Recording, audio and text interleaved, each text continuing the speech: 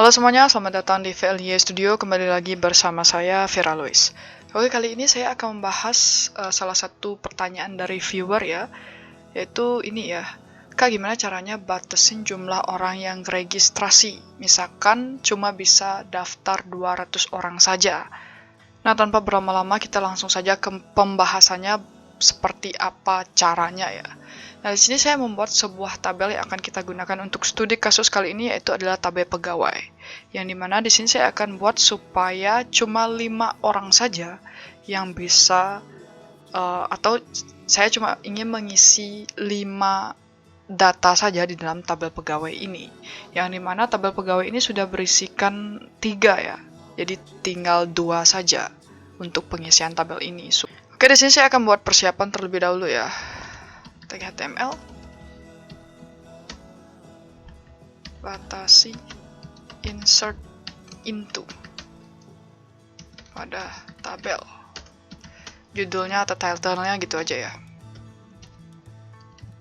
Tag form, kemudian tag table, kemudian tag tr, tag td. Di sini saya akan membuat kolom-kolom yang ada di dalam tabel pegawai ya. Di sini kan ada nama, alamat, nomor HP, dan tanggal lahir. Oke, berarti sini input text. Untuk name-nya kita samakan aja dengan kolom database ya, supaya tidak bingung nama peg. Kemudian ini di copy, paste. Ini isikan placeholder ya. Placeholder, masukkan nama. Jadi di sini kita akan buat form inputnya terlebih dahulu ya. Kemudian yang selanjutnya ada apa itu tadi? Alamat ya. Alamat kita akan gunakan namanya text area. Tag text area. Name, alamat. Placeholder, masukkan alamat. Kemudian selanjutnya adalah nomor HP.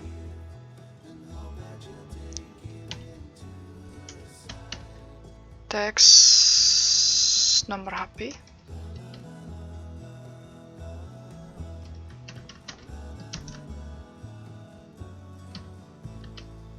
Dan yang terakhir adalah tanggal lahir. Kita akan gunakan date ya.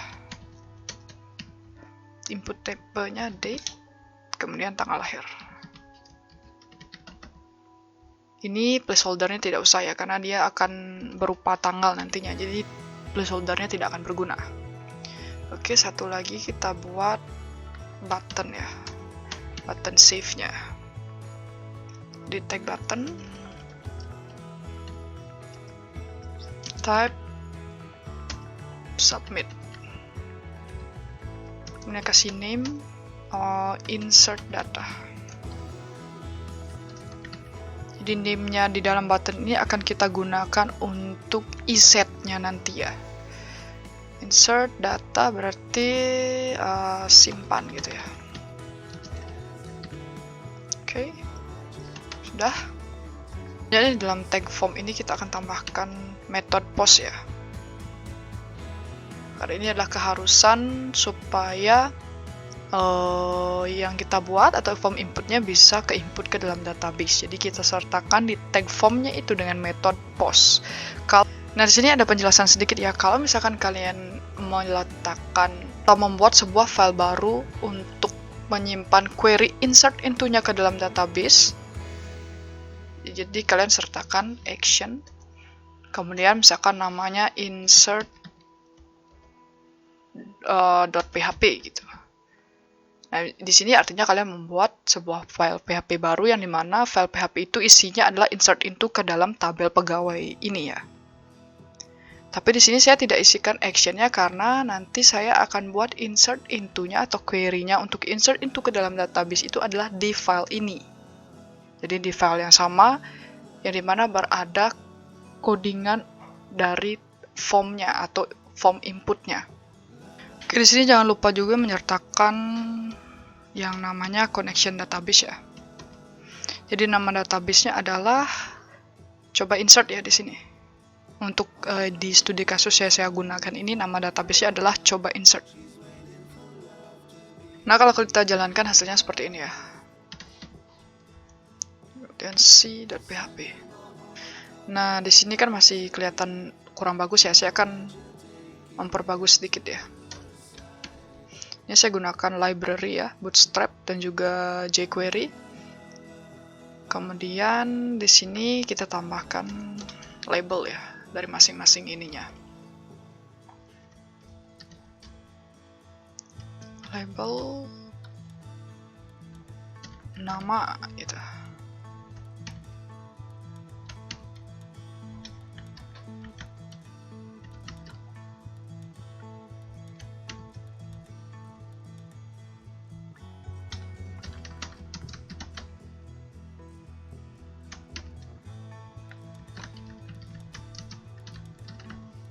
Kemudian kita tambahkan kelas form control ya.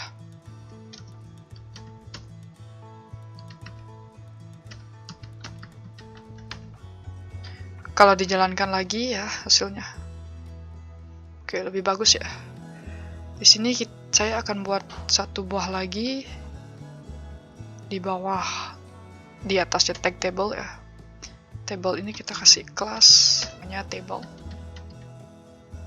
Di atas center, tag center, H2, input data user, save. Refresh lagi. Oke, lumayan ya. Satu lagi untuk button ya. Kita kasih kelas. Namanya btn success.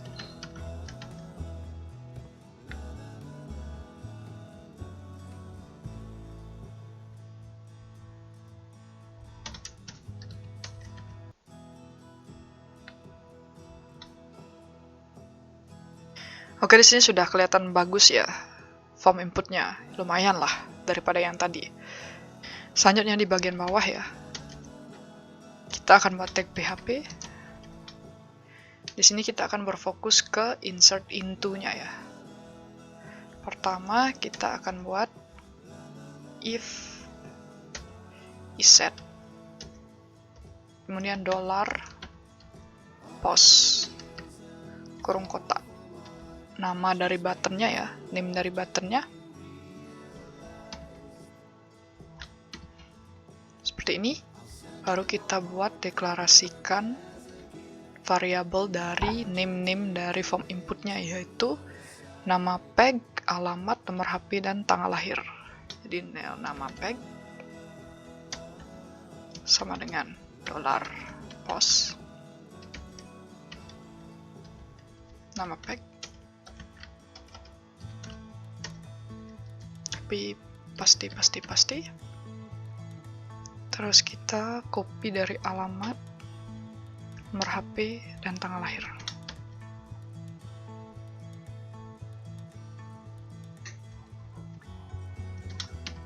Oke.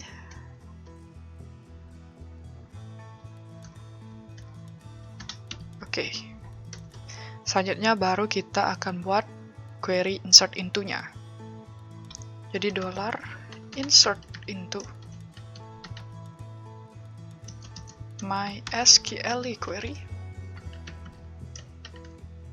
kemudian $connection.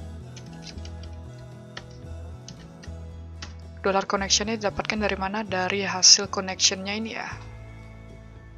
Jadi kalau misalnya pakai kalian $connect, berarti setiap MySQL atau kalian setiap select, insert, update, atau apapun yang berhubungan dengan query database akan menggunakan variabel tersebut. Jadi di sini saya menggunakan $connection ya, koma, petik 2, insert into tabel pegawai, kemudian nama kolomnya. Ini nama dari setiap kolomnya dulu ya, nama peg, koma, alamat, koma nomor HP, koma tanggal lahir. Kemudian values. Baru kita akan sebutkan nama-nama dari variabelnya. Pakai petik ya, karena dia string. Nama pack. Kemudian petik lagi alamat. Kemudian petik lagi nomor HP. Petik lagi tanggal lahir. Petik koma paling belakang, jangan lupa. Dan kita buat if dollar code insert into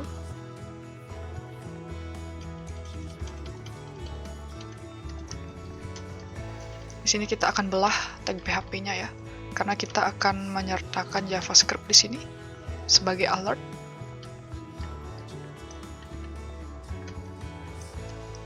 Success gitu ya. Else sini juga akan dibelah ya.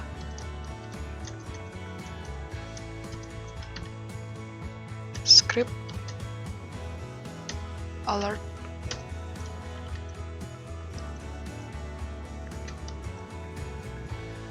gagal. Oke, save. Nah, setelah membuat query insert into, sekarang yang harus dilakukan adalah logikanya seperti ini ya. Jadi misalkan kita mau meminimalkan atau mengatur berapa data yang masuk ke dalam tabel. Nah, di dalam tabel itu misalkan kita mau ngatur, di sini contohnya adalah misalkan maksimal 5 orang. Jadi kita harus, logikanya adalah kita harus mengecek di dalam tabel sudah berapa data yang masuk. Nah, cara mengeceknya bagaimana? Ya, dengan cara select data ke tabel tersebut. Select data, melihat berapa jumlah data yang masuk. Alias, kita akan select count, jumlah berapa data yang sudah masuk ke dalam tabel pegawai. Nah, dari select count tersebut kita akan get berapa data yang sudah tersimpan, kemudian kita buat kondisinya. Ketika kondisinya kurang dari 5, berarti bisa di-insert into ke dalam tabel pegawai. Tetapi ketika dia sudah lebih dari 5, berarti kita tidak bisa insert into lagi ke dalam tabel tersebut, atau nanti akan memunculkan alert atau sebagainya yang tergantung dari situasi yang kalian buat. Oke, pertama di sini kita akan mengecek ya, atau get, misalkan query select ya, get atau check data. Berarti MySQL sama dengan query. Jangan lupa $connection. $connection, koma, to select count.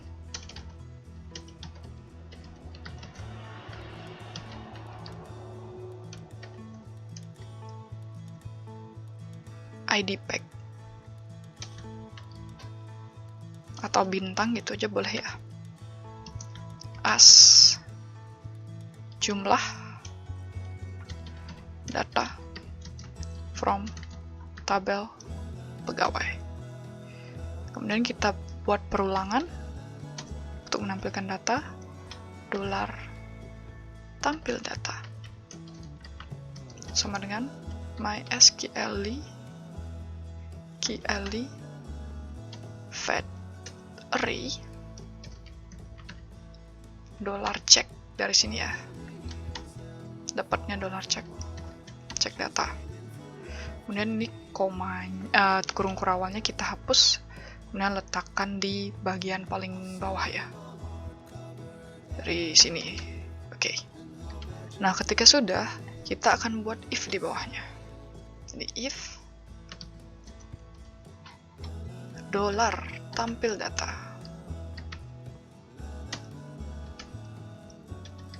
jumlah data lebih kecil dari 5 atau lebih besar dari 5 gitu ya. Lebih besar sama dengan 5 ya.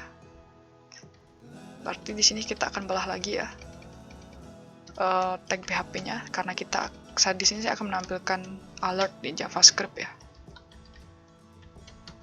TypeScript alert data melebihi kapasitas gitu misalnya. Kemudian else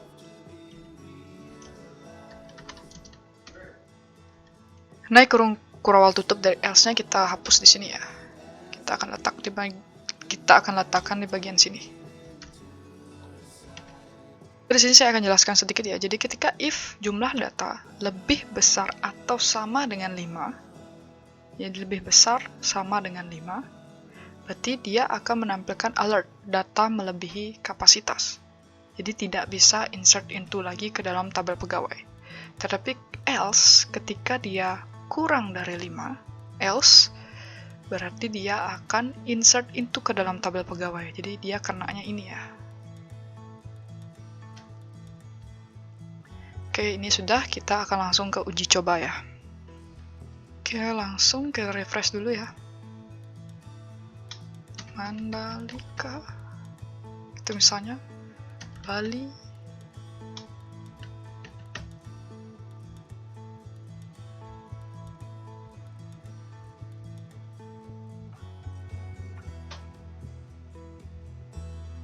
Simpan. Oke, sukses. Kenapa sukses? Karena datanya adalah masih 3 tadi. Kalau kita refresh, datanya adalah 4. Kalau kita inputkan lagi masih bisa ya. Anu, itu misalnya.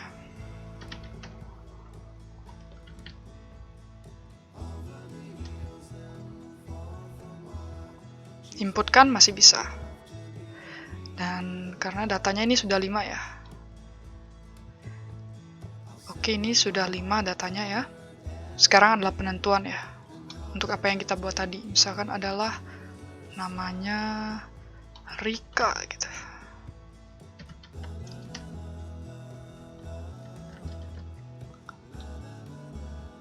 Jadi ini harusnya keluar alert kalau tidak bisa ya data melebihi kapasitas ya. Oke, mau ya data melebihi kapasitas karena data yang di dalam database sudah 5. Kita cek database-nya apakah ke input atau tidak. 1, 2, 3, 4, 5. Oke, berhasil ya. So, itu dia tadi penjelasannya ya. Mudah-mudahan yang memberikan pertanyaan menonton video ini sehingga terjawablah sudah permasalahannya. So, sekian yang bisa saya sampaikan untuk video kali ini. Semoga bermanfaat. Kita bertemu lagi di video selanjutnya. Terima kasih.